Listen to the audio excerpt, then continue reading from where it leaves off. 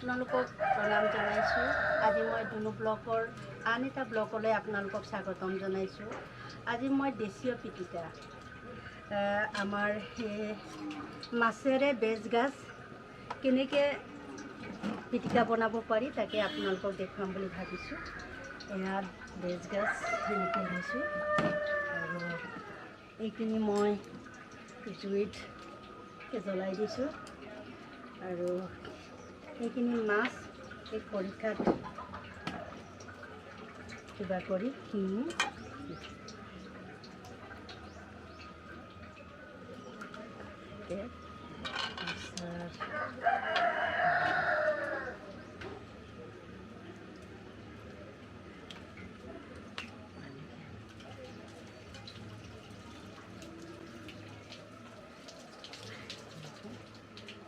এইটো এনেকৈ লগাই দিম আৰু এইখিনি ধুম।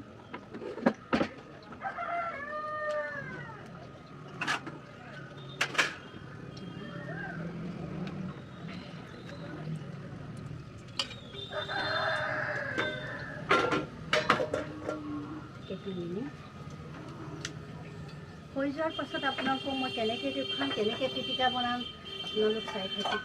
আচলতে এই পিটিকা আমাৰ মিচিংসকলৰ দেশীয় পিটিকা বুলি ক'ব পাৰি। এইটোত আপোনজন আহিলে, দূৰৰ পৰা মিতিৰ কুটুম্ব আহিলে এইখিনি পিটিকা বনাই ভাতৰ লগত আমাৰ খোৱা হয়। গতিকে এই পিটিকা মই আপোনালোকক শেষলৈকে চাই থাকিব, সুন্দৰকৈ মই বনাই দেখুৱাম। ধন্যবাদ। এইটো ক'লেই অলপ বাকী আছে আৰু এইখিনিও ক'বলৈ ধৰিছে। এইটো হৈ গ'লে মই আপোনালোকক পিটিকাটো বনাই দেখুৱাম।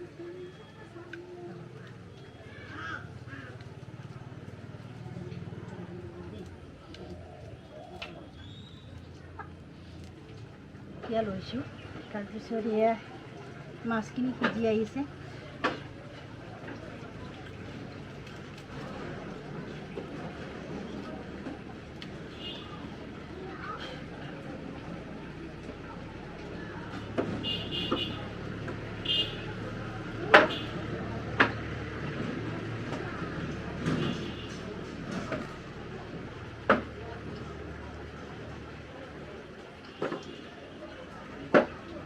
এনেকৈ আমি মাছখিনি গোটাই লৈছোঁ। তাৰপাছত আমি বেজগাজখিনি অকণমান সিজিব বাকী আছে। সিজাৰ পাছত আমি কেনেকৈ উলিয়াম তাক আপোনালোকক দেখুৱাই যাম। অলপ বাকী আছে সিজিবলৈ। বেজগাজো হৈ গ'ল।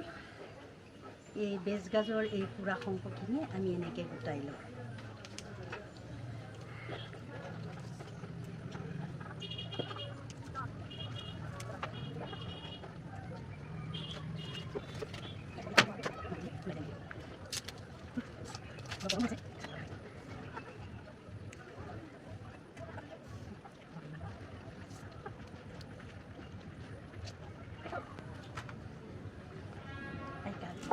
এটা কাম কৰিলে পিটিকা হৈ যাব আৰু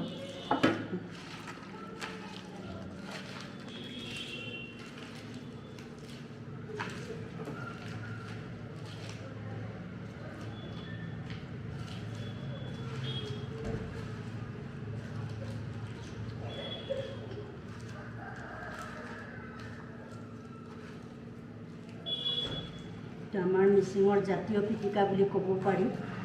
যেতিয়া আপোনজন আহিব, মিতিৰ কুটুম আহিব, তেতিয়া এইখিনি পিটিকা বনাই সেই আমাৰ অতি প্ৰিয় পৰ আপঙেৰে আলহীক দিব পৰাটো আমাৰ গৌৰৱৰ বিষয়। সেয়া মই এইখিনি পিটিকা বা জাতীয় খাদ্য আমাৰ হেৰাই যাব ধৰিছে, গতিকে এইখিনি ধৰি ৰাখিবলৈকে ব্লগটো বনালোঁ। ভাল লাগিলে শ্বেয়াৰ আৰু লাইক কৰি দিব আৰু ছাবস্ক্ৰাইব কৰিবলৈ নাপাহৰিব। ধন্যবাদ।